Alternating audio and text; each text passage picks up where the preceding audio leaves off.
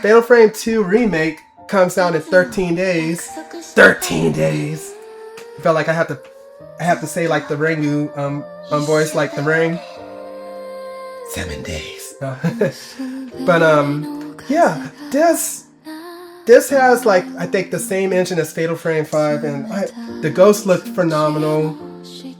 If you get the early access to Fatal Frame 2 Remake, the characters come in Komodo outfits. Scrolling. This is a pre-order set, like you get the little cat ears, that's like, yeah, but this is what I like. Because it's like a Japanese festival, so like during festivals like the kosher, they dress in Komodos and everything. They look their best and like they play their little games and stuff. But this looks nice. Look at the moon stuff. Look at the red butterfly. I love those little small details. If I can get this, I'll do the playthrough in the Komodo outfits. It's a good price too, like $49.99 for the base price with the pre-purchase bonus.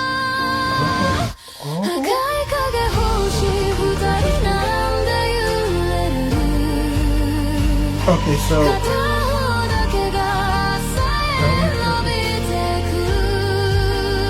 are they talking about this one with the pre-purchase bonus? Bonuses may become available or later. Pre-order bonus charged. Pre-purchase Fatal Frame 2 Crimson Battlefield Remake Digital Deluxe Edition with pre-purchase bonus.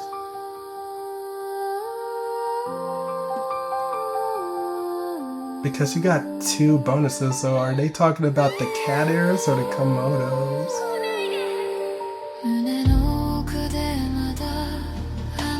But this is the early access. So. Oh, okay, wait, I just went to scroll. Okay, so this is the digital deluxe, okay. So, you get additional soundtrack and additional art book. DLC only, digital deluxe. So you could probably like just spend $49.99 and you could get these. Okay, that's a good deal. Oh, you get little gloves too. Oh wait, these are different. Oh yo, guys, look. You got different outfits. Ooh. So if I was you, if I was y'all, especially if y'all doing this on Steam, I would actually use PayPal.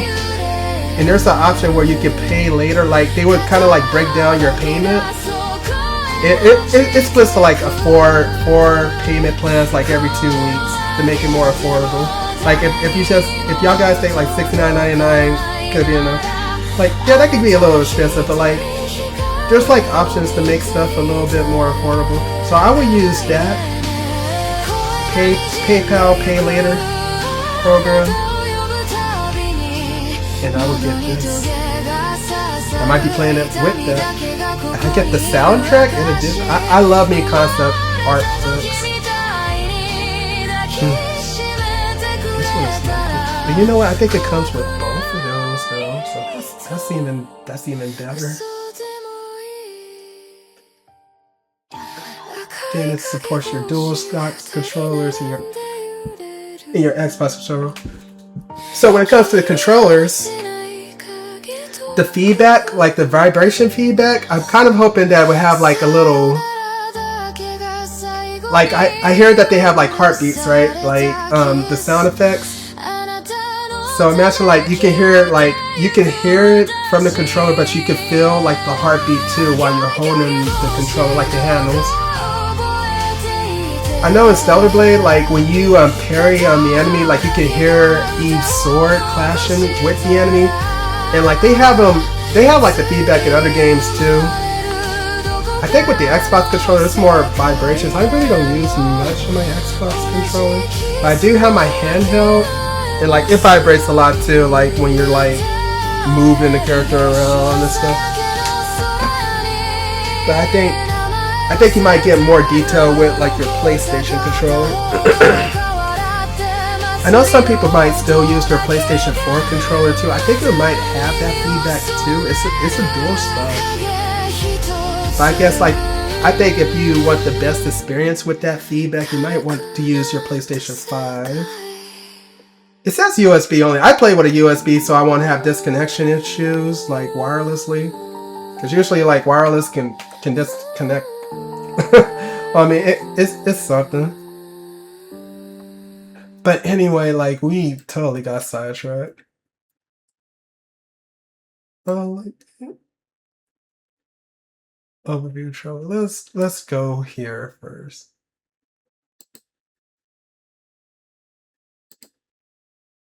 You.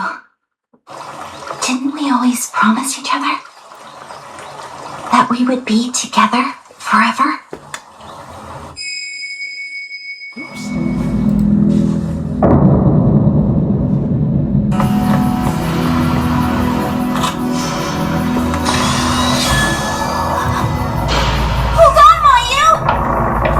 That's a 5.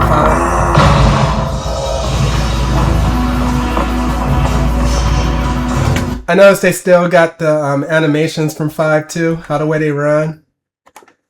I love 5. That was the first Fatal Frame game I ever played. Yeah, that's the same running animation.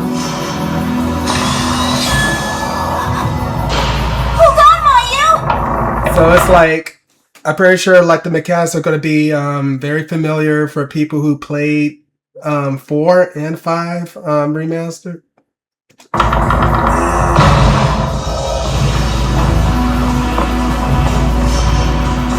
I would like to do a playthrough of like the English version and the Japanese version. There are some clues.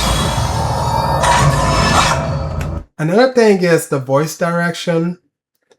If you play OG Fatal Frame 1, y'all remember the trailer how airy it sounded like with the voice acting? Like they slowly talked and it was very unsettling. I kind of wish they do that with modern Fatal Frame. Like it sounds, she's speaking too fast. It's not like she's startled enough.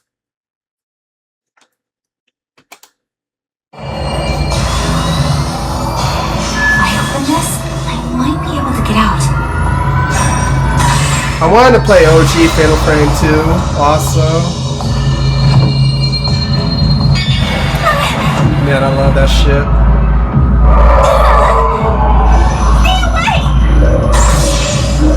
I know she has like a high-pitched voice too. Ugh. It's one of those actors and actresses.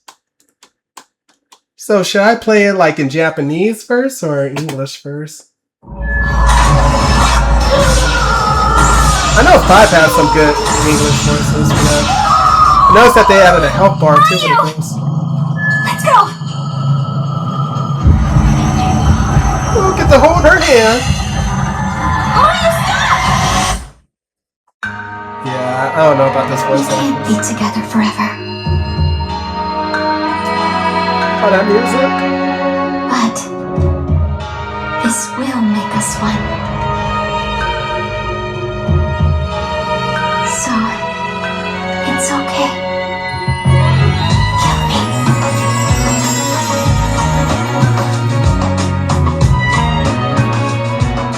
You can't fall again! Not alone!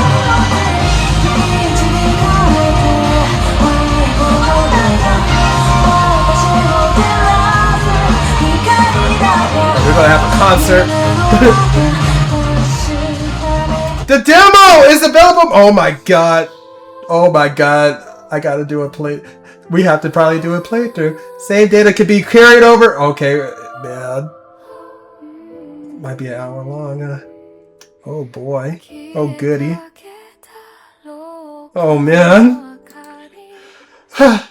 Okay. Okay. More content, more content. Yeah, that's gonna be sick. That's gonna be sick. I like that. Not even much of a demo person. The last demo I played was the Stellar Blade demo, but it was like an hour, maybe 30 minutes. But I usually take my time with the demo so we can see like the small details and everything. I'm not gonna blast through it. So yeah, if y'all guys want to try the demo, it would be there on Steam, PlayStation 5 store, and then Xbox store too. I would be streaming that live. I don't know what day because I'm always busy, but I would most definitely be doing that. And yeah, hopefully we can play that when it launched, like on day one. Yeah. This is a gameplay video on the mechanics. Fatal Frame 2 Crimson Butterfly Remake doesn't open with a jump scare. It opens in a trance. As Mio, you watch helplessly as a crimson butterfly lures your twin sister Mayu into a fog-covered forest. There, the lost village swallows her whole. For over 22 years, this scene has haunted fans, myself included. Seeing the village emerge from the mist, modern lighting draping every rooftop and tree branch in dense volumetric fog, I knew immediately, this is not a low-budget remaster. The dread in Fatal Frame 2 stems not only from the individually named wraiths stalking you through its haunted Japanese village, a place trapped in a festival of death, but also from the way that Mayu grips your hand, dragging you toward dangers you're unprepared for. After roughly 4 hours with the first 4 chapters on PC, this remake already has its hooks in me. Not only is it a faithful yet modernized take on what many consider the scariest game ever, its added visual fidelity makes the core mechanic of looking directly at what's trying to kill you that much harder to endure. They also remade it on the Wii. I think like they were older, like they were kind of like preteens on the Wii version. I think they look cool in that version, but I hear like some scenes were kind of like the lighting wasn't like good, but I think they added more endings to it also. It was this one ending that I like, but I don't want to spoil it. Man, I wish I could tell y'all. It's really good too. It was very airy. Whenever you figure, I think whenever we start playing it, I'll probably talk about it. But yeah, I don't want to spoil that. It's really good though. The best way, like, well, how I recommend y'all guys play these games is like play it at night and play it with speakers. That's a good way to immerse yourself. If you don't stream, this most likely would have widescreen, which would make it even better. Get like a big screen for this, and like, yeah, just get a blanket or like or just sit at the edge of your seat and just play. It's like it's a very fun experience.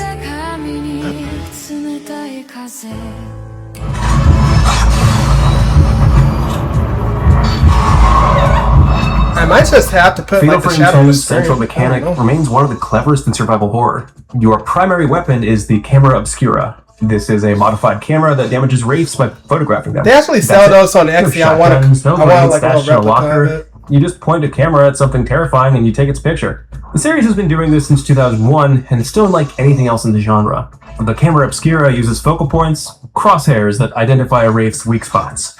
Aligning more of those focal points when you take a photo increases the damage dealt. You can upgrade those focal points with prayer beads found throughout the environment, making each shot more lethal and rewarding exploration in classic survival horror fashion. But your camera can also deliver special shots that require willpower, and the effect varies depending on the equipped filter. While autofocus helps you lock onto targets, manual focus rewards precision with more serious. Notice that they finally have like the 3D model standing right there. I kind of like it when they showed the image of like when the character is like scared and everything. Like you could see like the facial expression. Like in Fatal Frame 5, like they definitely show that. And man, when you get scared, you go to that screen and then you open it. It's like, oh man. I need to upload those videos so y'all guys can see. It's good. Despite Fatal Frame 2's penalties for proximity, keeping the viewfinder pulled back and standing dangerously close to a spirit was often the better strategy for dealing more damage. I also noticed these 2 gauges over here. They didn't really have 2 gauges. I wonder what these are all about. Of course, one is health, but like he was talking about something about willpower. I wonder how that's going to come into play. However, willpower is a limited and valuable resource. If you get too close, a wraith will drain your willpower, leaving you vulnerable to a leering attack. Leering attacks flash your screen and momentarily steal control, but close proximity also allows the wraith to strike you more easily than it would at range. So it's like a sanity type of meter? Oh no. Film types serve as your ammunition and create their own layer of resource tension. The basic Type 07 film is infinite, but reloads slowly and hits weakly, while stronger film like the Type 61 deals significantly more damage, but caps at 8 shots and must be scavenged, as you can't buy more when you run out. Interchangeable filters add further complexity. The standard filter stuns enemies, the paraceptual filter blinds them at range and can eventually be upgraded to see-through walls, and the exposure filter can unlock secret items and areas by reconstructing certain scenes with the Phantom Expose mode. Each filter has its own upgrade path, covering range, reload speed, and special shot duration. And since special shots cost willpower, you're also incentivized to invest your limited prayer beads into upgrading willpower recovery at the expense of raw damage. There's a lot of strategy here for players who want to dig into Fatal Frame 2's intricate system. This excellent combat loop revolves around timing. You enter camera modes by holding the left trigger, frame the wraith with the right thumbstick, and slam the right trigger to activate the shutter. But your shots will typically be weaker unless you wait for it to telegraph an attack. You'll hear the wraith moaning while the screen flashes red, and then you hit the shutter for a Fatal Frame shot, which staggers the spirit and deals massive damage. Nail one while a wraith is already vulnerable and you trigger Fatal Time, a window for rapid-fire photos that automatically burns through your basic Type 07 film.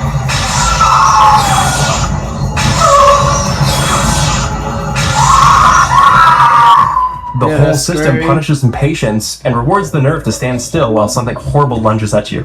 But it is slow. Deliberately so. Film reload times are long, enemies take a while to go down, and the rhythm of shooting, exiting camera mode, backpedaling, and re-entering is methodical by design. Kinda like jousting, but with a camera instead of a lance. When the atmosphere is doing its job, which it usually is, the deliberateness feels meditative. But whether it stays that way across a full campaign is one of the bigger questions that this preview cannot yet answer. I remember the underwater ghosts in 5. Oh my god. I was getting flashbacks. How the way they moan while they swimming underwater. They would have like a wedding gown and like the hair would cover their face to where you can't see it. And then they would like just launch at you too. So you need to like have, like you need to aim and you have to make sure you have your target set.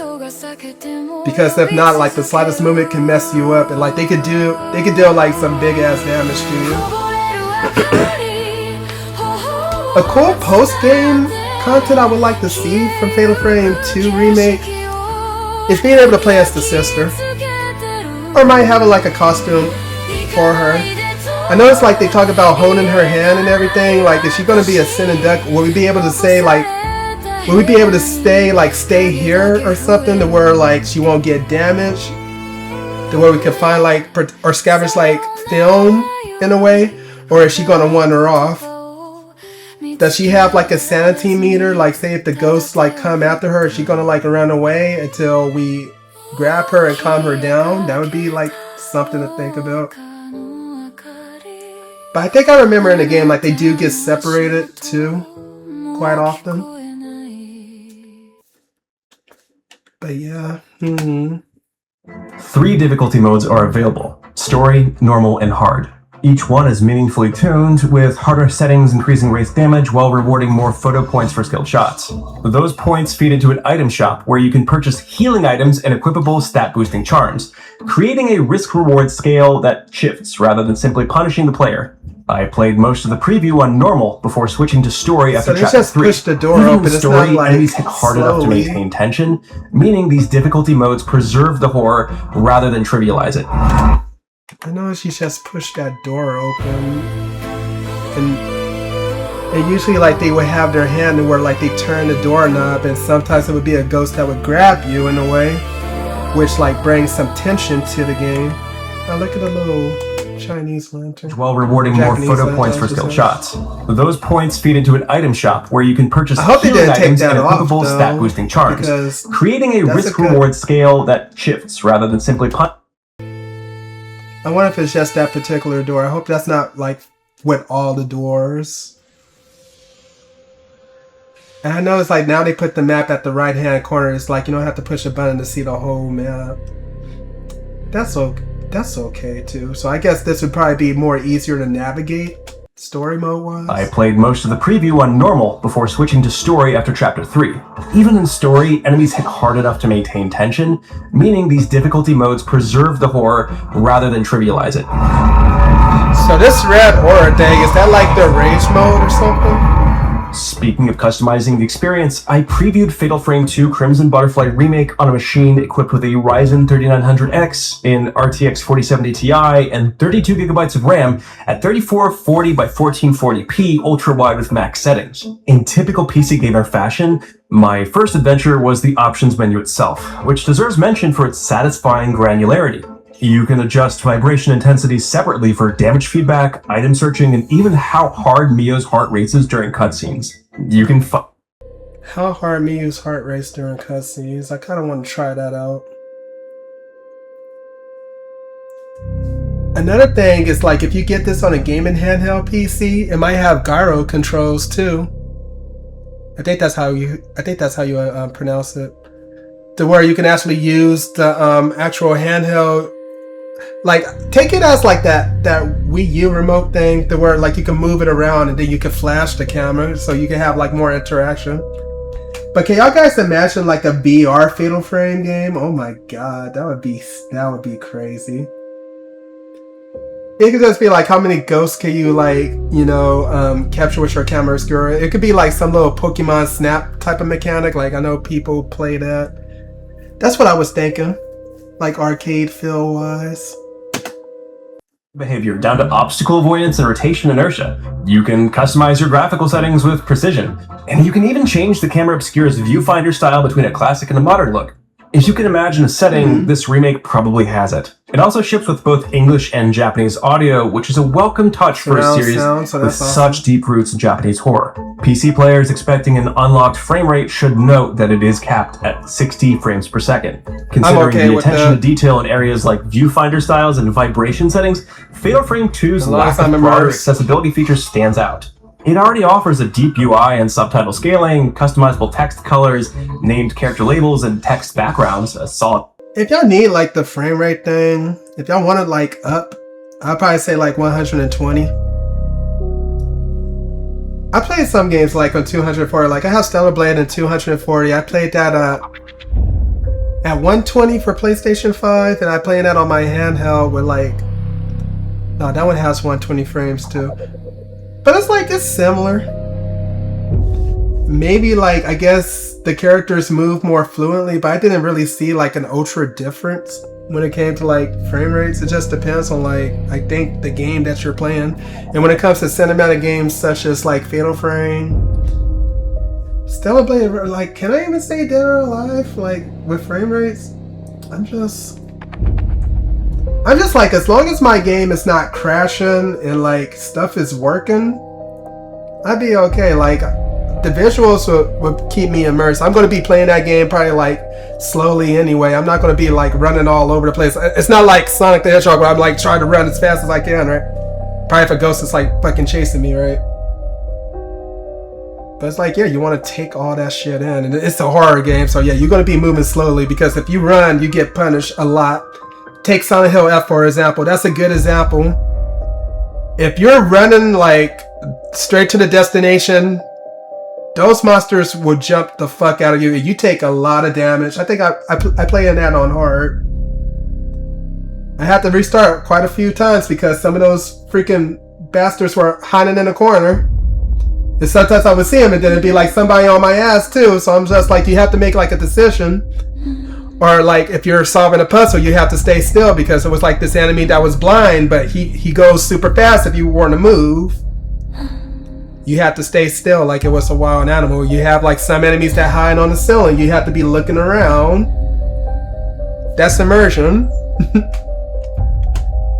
However, the absence of screen reading or colorblind modes is particularly striking for a game built around photographing ghosts. Games like The Last of Us Part 2 have shown that colorblind accessibility can be addressed through audiovisual indicators that don't rely on color alone, an approach that could work here without undermining the atmosphere. Colorblind accessibility. Fatal Frame 2's engrossing story centers on twin sisters Mio and Mayu, who stumble into Minakami Village, a place that vanished from a mountainside on the night of a failed ritual. The village was built over a gate to the underworld called the Hellish Abyss, and its residents performed a gruesome twin sacrifice to keep it sealed.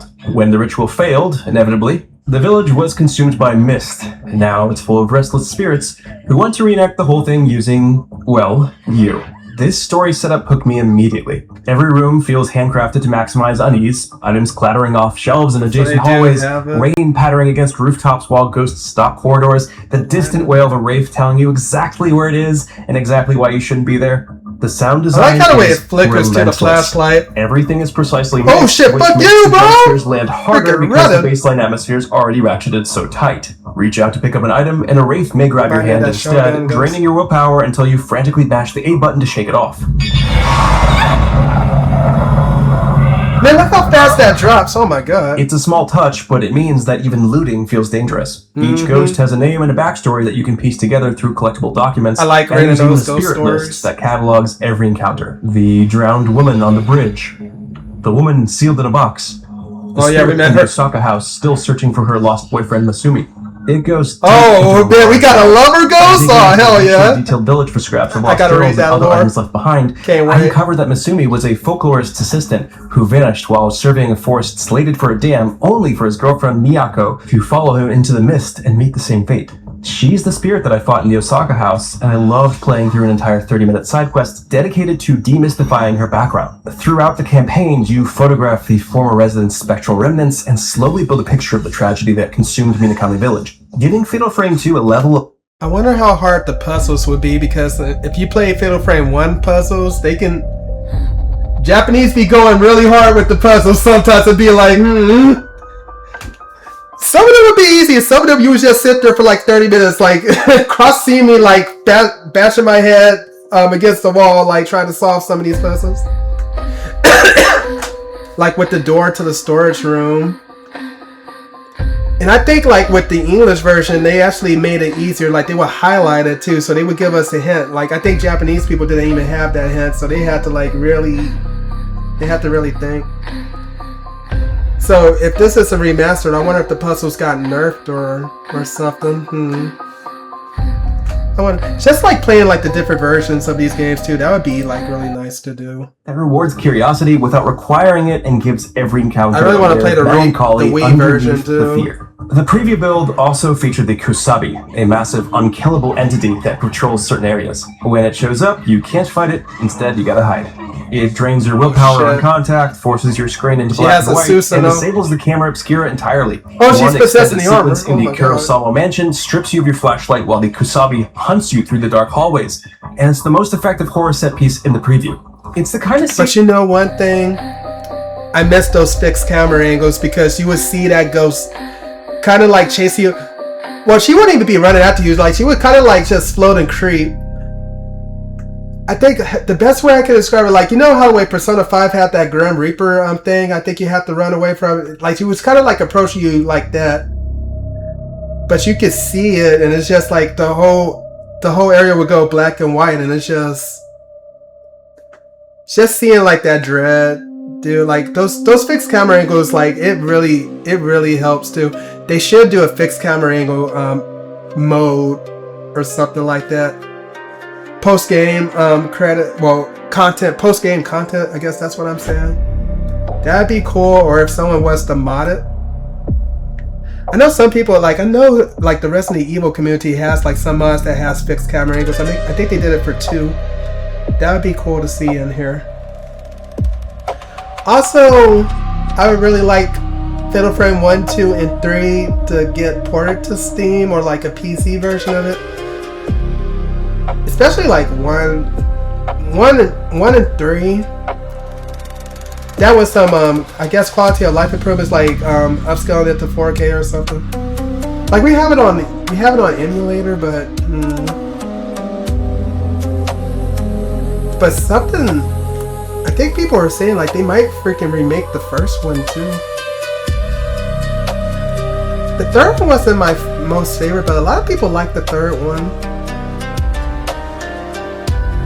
But it'd be cool, like, just to have the whole franchise, like, just ported into one place. But we'll fucking see. We'll see. That's how much the Camera Obscura normally functions as a security Oh my weapon. god, no! Man, she's like, just listening. Junji Ito! Outside of combat, Fatal I love Junji Ito! Resident Evil game. And That's my #1 favorite freaking horror horror artiste of all time. That's the Stephen King in Japan. I love his work. His work inspired some of my characters, especially like Tomie. I like stories like Tomie, The Hanging Balloons. That's a good one. God, it was like even like this one where it was like an old woman next door and she was like trying to get to this man from like the other house, right? And she was like doing shit to like where she was crawling. I think like she got her hair, like she was like going to his window. It says saying, "Dear boy, hey, hey."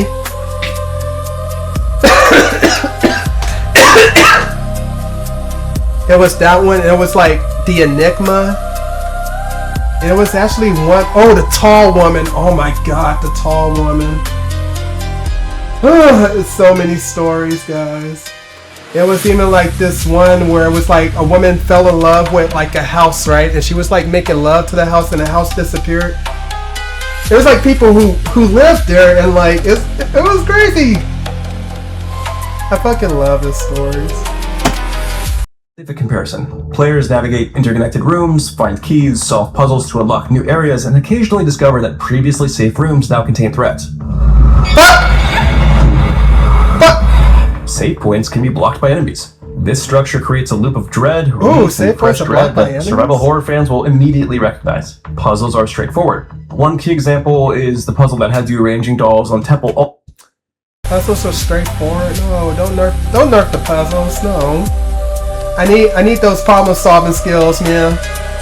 Altar based on clues from I gotta suffer for your entertainment. These are all woven into the environmental storytelling in ways that keep them from feeling like arbitrary roadblocks. Hidden collectibles and they nerfed the puzzles. No, they nerfed them. More reason to play OG. I'll be playing that after this. Include pairs of twin dolls that unlock items at the photo point exchange shop when oh, the together. Twins! And the previously mentioned Phantom Expose system lets you recreate old photographs found in the environment, typically to unveil hidden items or hidden areas. In the system, you match the framing of an old photo to uncover something that had been vanished, giving a genuine reason to revisit earlier areas with fresh eyes and a charged filter. Additionally, your flashlight helps spot items but makes it easier for enemies to detect you, adding a stealth element that feeds directly into the tension. Some areas are better to sneak through if you can't afford to fight a wraith head-on, and running away from a fight to the nearest save point is usually an option. It's great that you do heal automatically at save points, and while holding Maya's hand also regenerates your health, it's kind of a moot point considering that she was separated from Mio for 2 full chapters during the preview, leaving you reliant on rare healing items and being extra careful. Equipable charms provide small stat boosts. For instance, the Moonstone extends your dodge window, while Mayu's charm increases the health recovery bonus that you get from holding her hand. They're small build decisions that add texture without overcomplicating things. Finally, Fatal Frame 2 Remake's controls feel deliberately stiff. You dodge on A, crouch on B, and open your inventory with X. There's also some inertia when entering and exiting Camera Obscura's viewfinder with the left trigger. This layout makes sense after a while, but during the first 2 chapters I often fumbled for the right input with a wraith bearing down on me. Depending on your tolerance, that's either a control issue or a horror skill issue. It's a skill issue. Oh shit. It took roughly 4 hours to clear the first 4 chapters, partly due to combat difficulty and partly because the world rewards exploration, with plenty of nooks and crannies to dip into while scavenging for critical items and uncovering the elaborate depth of Minakami Village itself. The graphics and the UI translate well to ultra-wide, and fans will find the rebuilt classic scenes rich with detail. But some questions do remain about how well the rest of the campaign fares. The 60 FPS cap is an annoying, albeit forgivable ceiling. It's also too early to tell how faithfully the remake handles the original's multiple endings, although Fatal Frame 2's history and the deft handling of its campaign so far suggests greater narrative complexity. The water ghost would be fun. The Camera Obscura system remains unique in survival horror. The atmosphere is thick enough to feel physical, and the storytelling rewards the slow, careful attention this genre demands. If you love the original... Just like learning like how all the different ghosts died and like their stories, that's going to be fun. I still remember like the ghosts from 5 and even 4. The Fallen Woman, oh my fucking god, that horrified the shit out of me. Oh, I remember the Fallen Woman. The Hanging Lady, the Tall freaking Woman. Oh man, I have a whole clip from that. Y'all guys are talking about fucking Resident Evil 8. Fuck that woman. She's No, that's not the tall woman, guys. We met the tall woman in Fatal Frame 5. That shit was wild. I have that shit recorded. I gotta upload that because, man, how they executed that is so good. It's random when you encounter her. I was like opening the door. Sorry, y'all. I'm thinking that it's like an enemy, right? I turn around, I just see this freaking arm, right? It hit me. Half my health is gone. I look up to see like this freaking woman in like a sombrero or whatever the fuck she's wearing, gouge out eyes, smiling at me, and I'm just like, what the fuck is that? Please note, like, I think I'm in a basement or something. Like, it was water and shit. So I'm like, how the hell did this woman get in? I'm fighting for my life, right? I beat her. You know what she says? I'll be back. She says that every time. I'll be back.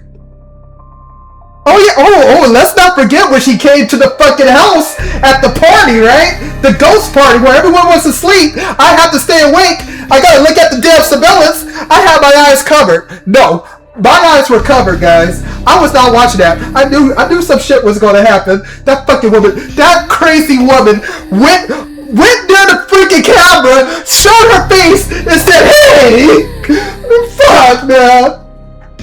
I open the door. Oh, that's one of my damn friends. She's a ghost. She's doing this crazy thing with a knife, and I think she was like singing. I closed the door. I'm freaking out. There's a ghost under my freaking chair. Oh God, man. Yeah, I have the playthrough. Oh God, y'all have to see it for yourselves. Y'all have to see it for yourself. We're not even talking about the freaking asylum hospital at 4. Oh, that's like a whole nother story. Oh, you had the nurses. Oh, don't let that fool you, ladies and gentlemen. We had ghosts in wheelchairs. We had ghosts in caskets. Yeah, it was like this ghost in a casket, right? Okay, we wound up in a room. Like, well, okay, we kind of like. Worrying about it, it was open, but I'm reading these notes, right? It's all area stuff. Little do we know, she's talking about us. We try to get out the freaking room, right? That door wasn't opening. You see all these caskets. I think one of our caskets had our name on it. And this is like some Undertaker shit, right? Like WWE Undertaker shit. You just see this woman just opens the casket. Just, yeah. She gets out the casket. We have to fight for our lives. She was having a good time. She was having a good time, guys. I don't know about us, but yeah. Oh yeah, we even had like a ghost that looked like the fucking Grudge's son. I forgot his fucking name, but yeah, that guy is creepy. One of our friends. Oh yeah, let's not forget, like, we were actually patients in this asylum too, so yeah, we have like a history. One of our friends became a ghost because the other friend was an asshole for freaking leaving her, so yeah, that friend is mad at her, but when you play the other character, she's kind of nice to her, and like, I think she kind of helps us out. She was sweet too, but like, her room is kind of like, yeah, but hey, yeah, mental health, right? But there's this other kid that's like want to be a psychopath, like a young ass girl who's just like very murderous. I think she had like puppets on her ceiling. It was like very narrow to fight her too. Like you had like this small narrow area, and it would be like so hard, like just finding that woman. I think it was like a disease going around, but yeah, I'm rambling. Yeah, please play Fatal Frame 5 and 4. Like, 4 is probably like my all-time favorite because I used to work at a state hospital. And yeah, I like the culture to these games and like just the immersion, the ghost stories, the fucking ambient music. Just, yes. Let me see here. There we go. Worthy reintroduction. If you've never played Fatal Frame, this is the place to start. The entries are largely standalone, and this one was already considered the best back in 2003. Fatal Frame 2 Crimson Butterfly Remake launches for PC, PS5, Switch 2, and Xbox Series on March 12, 2026. For more on the Fatal Frame 2 Crimson Butterfly Remake, check out the overview trailer and the release date trailer. And of course, look for our full review closer to the March 12th launch. And for everything else in... He says like you can start with any game, but like some of the games are connected. Actually, all of them are connected. But like you kind of don't have to play one to like actually know what you're doing in 2. Like you would see these characters in 3 because the character you play in 1 is like a student to the character you play as in 3. And then 5, like they get older, and like the character you play as in 1, you play her daughter. But it's not like, how can I say it? Like, you know how the way the Adventures, you have to watch like the previous movies to know what's going on. It's not like that. You just, you see them. They could be side characters. And then like you might get like a note as to what happened in like the previous games. But yeah, like some of the characters, well actually the characters you play as are related to like the characters you played in previous games. That's what I'm trying to say. But yeah, like, just... But just seeing Fatal Frame characters in a Dead or Alive game, that would be nice.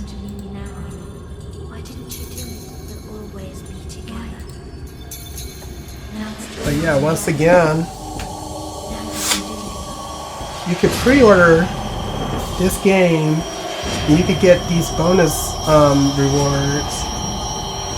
If you pre-order this by March 25th, you can actually get this kimono. This kimono looks nice, man. I don't know. I might like this more than this one, to be honest. Although that feels like they can move a lot better. It's a gothic kimono. I just like the small details. You have like the moon and the butterflies. This looks so nice.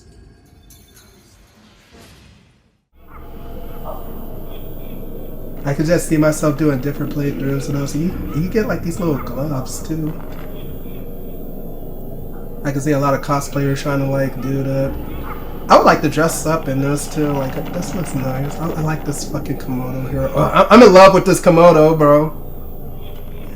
See, you girls get all the cool outfits. I just don't know. But yeah. That's the pre-order. I would be buying mine on Steam, of course, and I would be using the PlayStation 5 DualShock controller just so I can feel that feedback. I'm really interested to mess around with that heartbeat mechanic, just to hear it like from the controller and actually feel the heartbeat. That would be cool. See, one of my friends wants this. Shout out to my boy Oren. He's a Dead or Alive and Fatal Frame fan too. So maybe next paycheck I'll probably be getting that 13 days before it's released. So like that's really close. So I'm very excited for this.